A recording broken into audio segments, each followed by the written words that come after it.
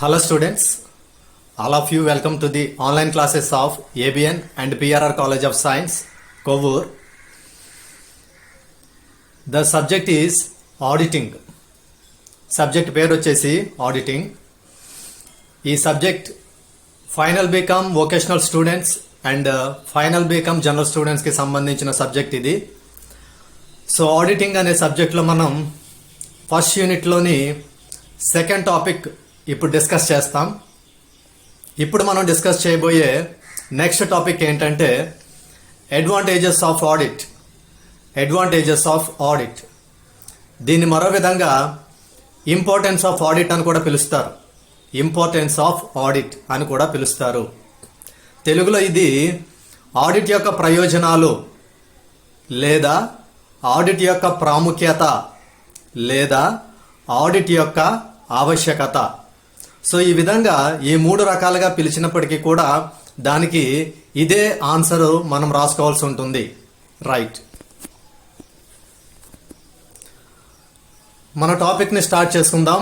Today's our topic is advantages of audit or importance of audit.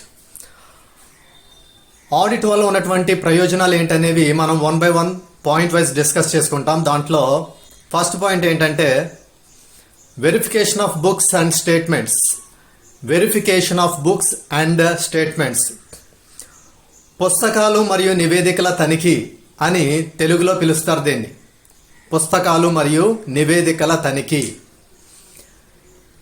Advantages of ఆడిట్లో first advantage ఏంటంటే verification of books and statements. Audit వల్ల మనకు వచ్చే advantage ఏంటంటే బుక్స్ని, financial స్టేట్మెంట్స్ని చాలా జాగ్రత్తగా verification చేయడానికి ఆడిట్ అనేది యూజ్ అవుతుంది.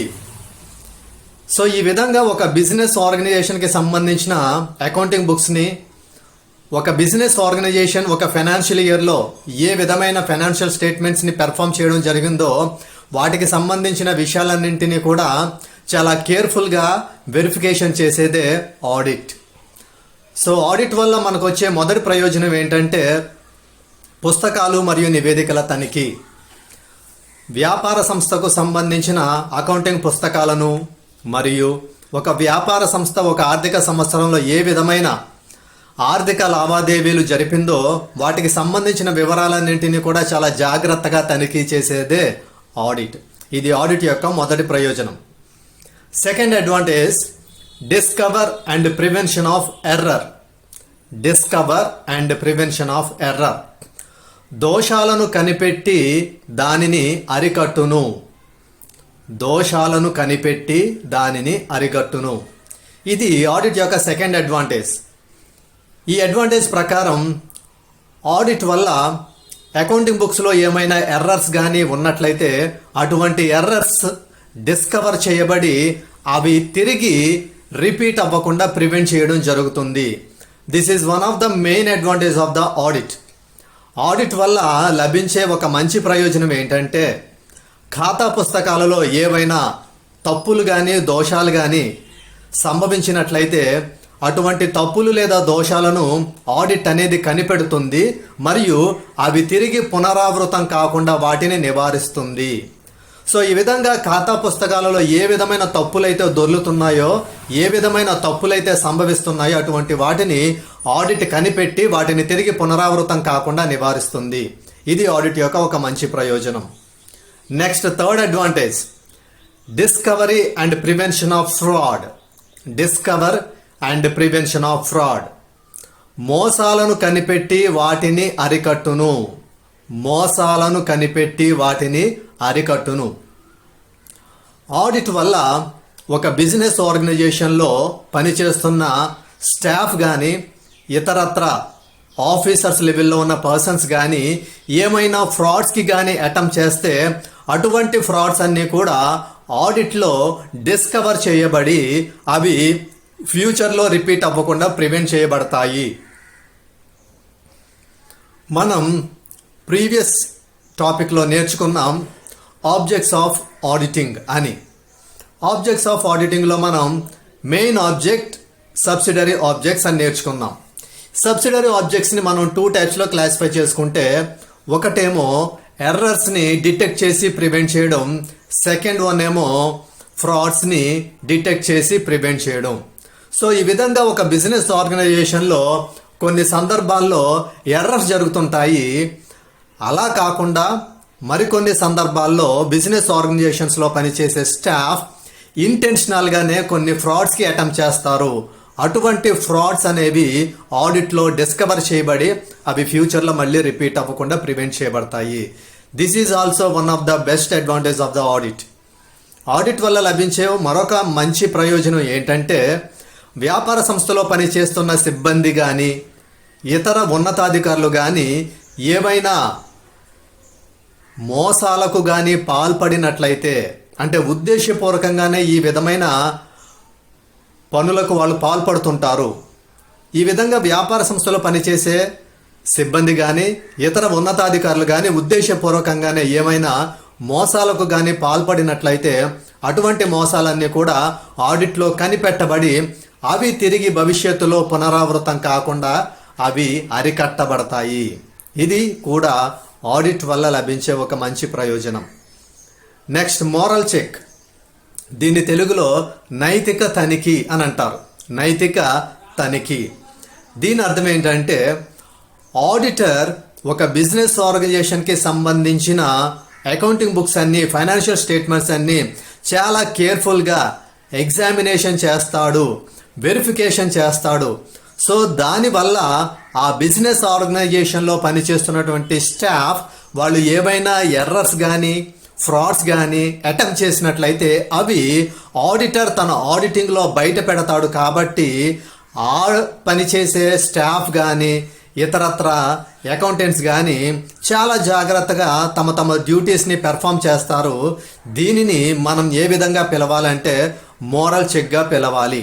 నైతిక తనిఖీ అంటే వ్యాపార సంస్థలో పనిచేస్తున్న సిబ్బంది కానీ ఇతర ఉన్నతాధికారులు కానీ లేదా వ్యాపార సంస్థకు సంబంధించిన ఖాతా పుస్తకాలను సిద్ధం చేస్తున్న అకౌంటెంట్లు కానీ వారు తమ విధులు నిర్వర్తిస్తున్నప్పుడు చాలా జాగ్రత్తగానే, చాలా అప్రమత్తంగానే ఉండి తమ తమ విధులు నిర్వర్తిస్తుంటారు, తమ పనులు చేస్తుంటారు. ఎందుకంటే ఎవరైనా సిబ్బంది తప్పులు చేసినా లేదా మోసాలకు పాల్పడినా అవన్నీ కూడా ఆడిటర్ తన ఆడిట్లో బయట పెడతాడు. కాబట్టి వ్యాపార సంస్థలో పనిచేసే సిబ్బంది మీద ఒక విధమైన నైతిక తనిఖీగా ఈ ఆడిట్ అనేది పనిచేస్తుంది. దీన్నే మోరల్ చెక్గా మనం పిలవడం జరుగుతుంది.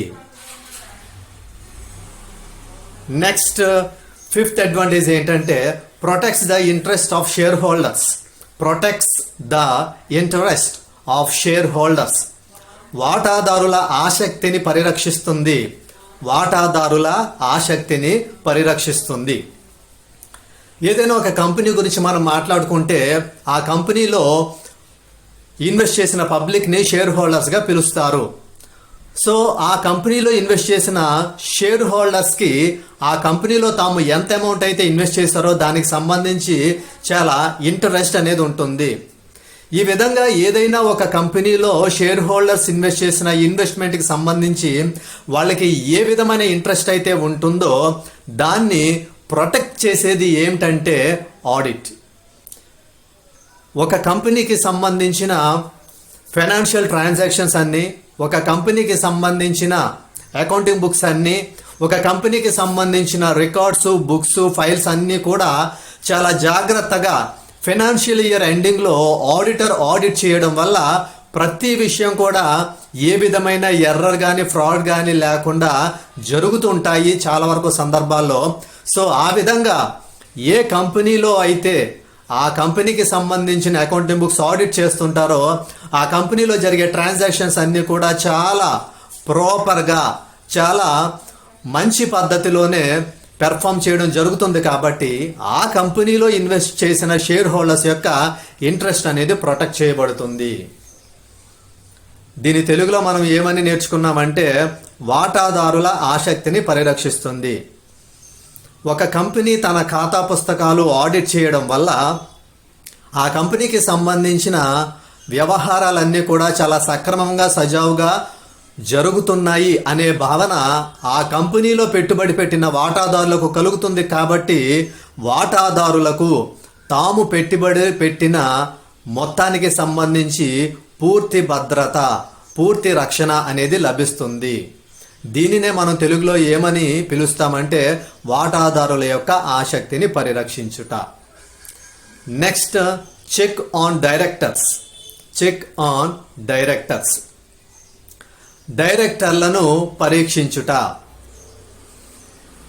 ఏదైనా ఒక కంపెనీ ఉన్నప్పుడు అటువంటి కంపెనీలో పనిచేస్తున్నటువంటి డైరెక్టర్లు తమకివ్వబడిన ఫంక్షన్స్ లేదా డ్యూటీస్ లేదా పవర్స్ అండ్ అథారిటీస్ వీటిని చాలా ప్రాపర్గా యూటిలైజ్ చేస్తున్నారా లేదా అని చెక్ చేయడానికి కూడా ఆడిట్ అనేది ఒక బెస్ట్ టూల్గా యూజ్ అవుతుంది.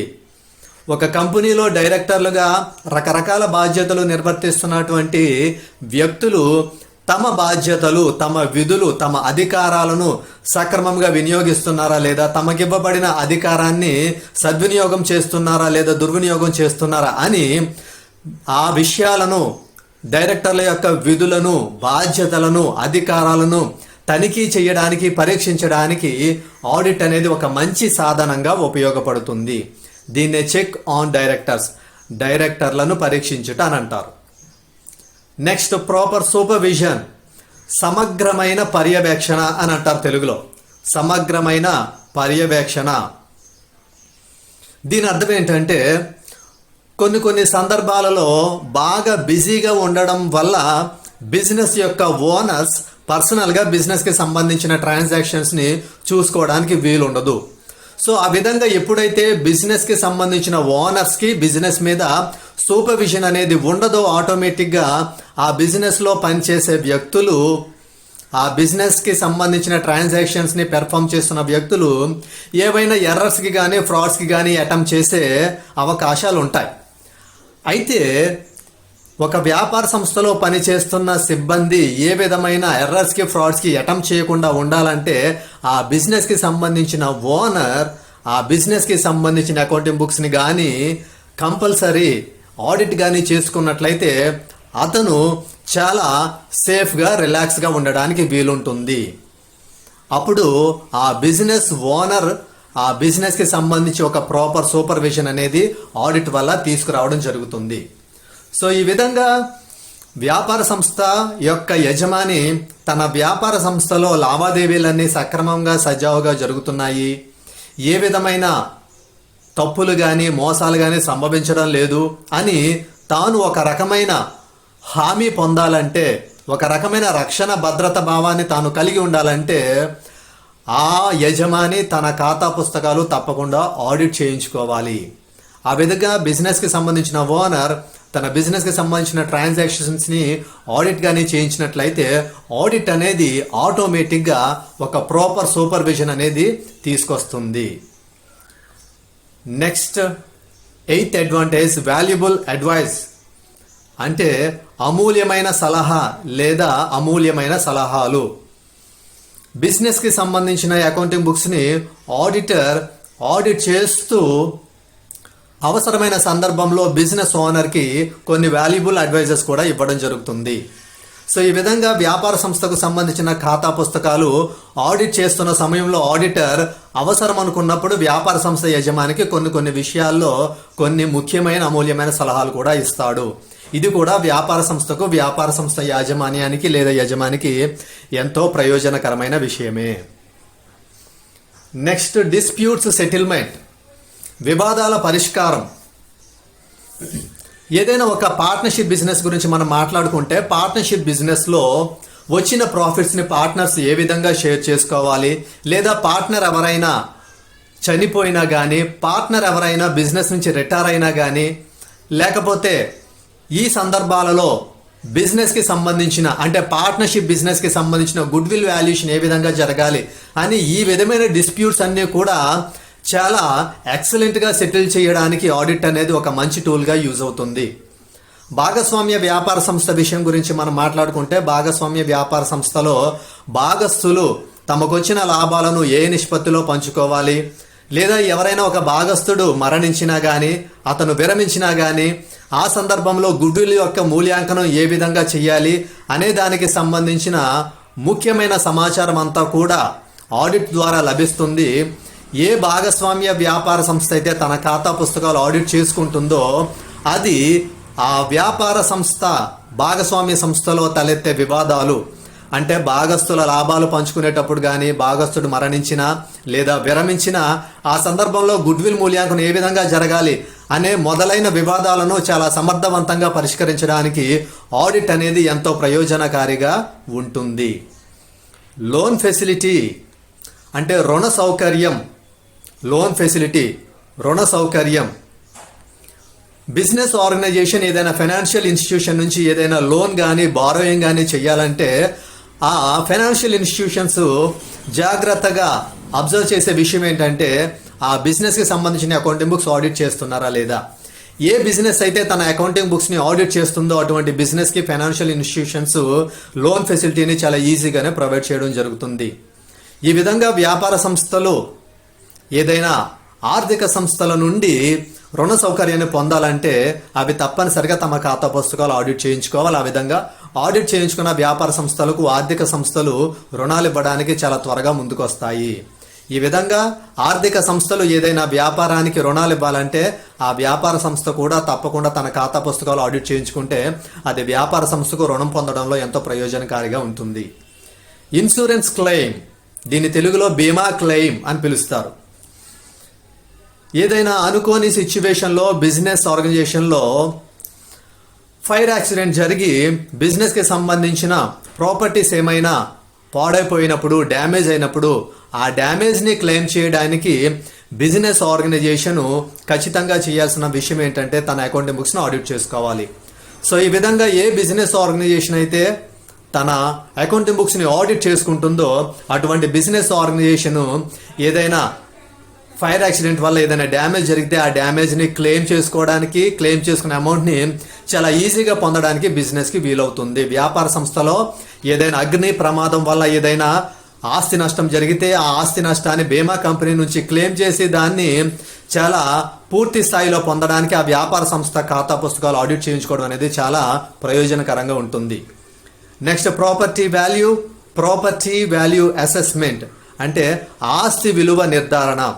బిజినెస్ ఆర్గనైజేషన్కి సంబంధించిన ప్రాపర్టీస్ని ఎగ్జాక్ట్గా అసెస్ చేయడానికి, వాటి యొక్క వాల్యూని ఎగ్జాక్ట్గా అసెస్ చేయడానికి ఆడిట్ అనేది ఎంతో యూజ్ అవుతుంది.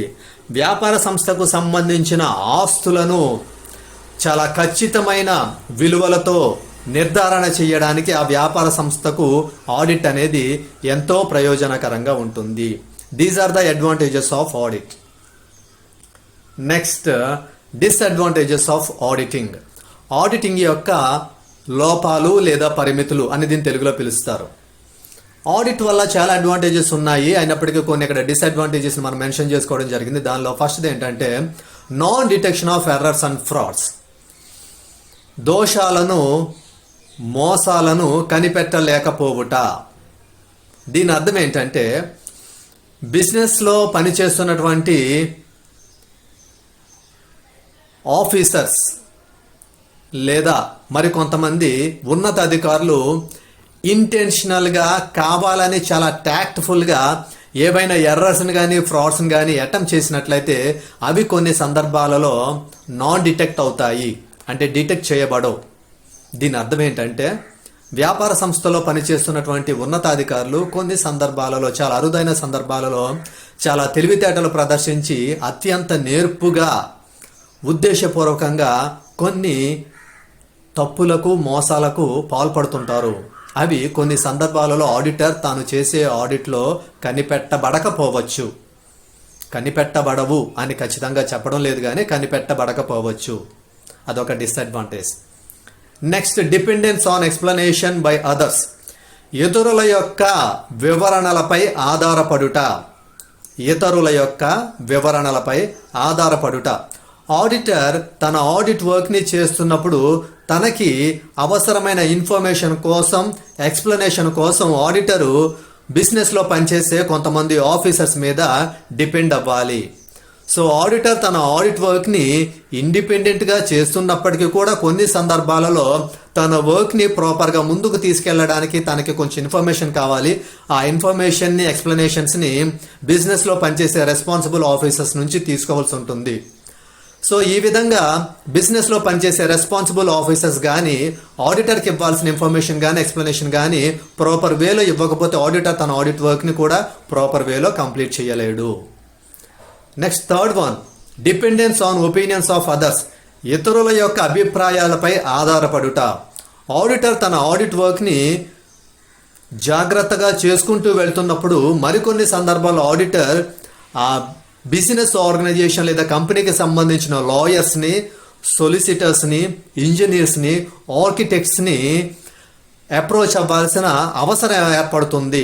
అయితే అన్ని సందర్భాలలో కూడా ఈ లాయర్స్ కానీ, సొలిసిటర్స్ కానీ, ఇంజనీర్స్ కానీ, ఆర్కిటెక్ట్స్ కానీ వీళ్ళందరికీ కూడా ఆడిటర్కి అందుబాటులో ఉండకపోవచ్చు. So that auditor may not complete his audit work in time. So ఈ విధంగా ఆడిటర్ తన ఆడిట్ వర్క్ని చేస్తున్నప్పుడు కొన్ని సందర్భాలలో తాను లాయర్ల నుంచి, సొలిసిటర్ల నుంచి, ఇంజనీర్ల నుండి, ఆర్కిటెక్ట్ల నుండి వ్యాపార సంస్థ లేదా కంపెనీకి సంబంధించిన సమాచారాన్ని పొందవలసి ఉంటుంది. అయితే అన్ని సందర్భాలలో ఈ వ్యక్తులు ఆడిటర్కి అందుబాటులో లేకపోవచ్చు. ఆ కారణంగా ఆడిటర్ తన ఆడిట్ వర్క్ని సకాలంలో అనుకున్న విధంగా పూర్తి చేయలేకపోవచ్చు. Next, conflict with others. Conflict with others, ఇతరులతో సంఘర్షణ. ఇతరులతో సంఘర్షణ.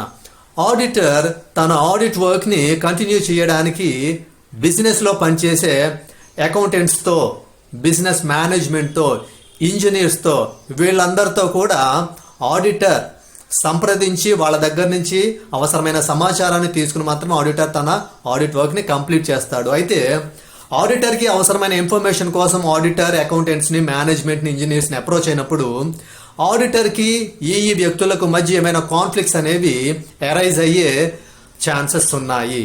సో దానివల్ల కూడా ఆడిటర్ అనుకున్న విధంగా ప్రాపర్ మేనర్లో తన ఆడిట్ వర్క్ని కంప్లీట్ చేయలేడు. వ్యాపార సంస్థకు సంబంధించిన అకౌంటెంట్లు కానీ, మేనేజ్మెంట్ కానీ, ఇంజనీర్లు కానీ ఆడిటర్ తన ఆడిట్ పనిని సమర్థవంతంగా పూర్తి చేయడానికి అవసరమైన సమాచారాన్ని ఇవ్వడంలో వాళ్ళు విఫలమైనప్పుడు ఆడిటర్కి ఆ వ్యక్తులకు మధ్య ఒక విధమైన సంఘర్షణ తలెత్తుతుంది. దాని కారణంగా ఆడిటర్ తన ఆడిట్ వర్క్ని అనుకున్న కాలంలో సమర్థవంతంగా పూర్తి చేయలేడు. సో ఇవి ఆడిట్కి సంబంధించిన డిసడ్వాంటేజెస్. ఈ విధమైన డిసడ్వాంటేజెస్ ఉన్నప్పటికీ కూడా దీనికి మించిన బెస్ట్ అండ్ ఎక్సలెంట్ అడ్వాంటేజెస్ అనేవి ఆడిట్కి ఉండడం వల్ల ఆడిట్ అనేది బిజినెస్ ఆర్గనైజేషన్స్కి అండ్ కంపెనీస్కి ఎంతో యూస్ఫుల్గా పనిచేస్తుంది. This is the explanation of importance of auditing.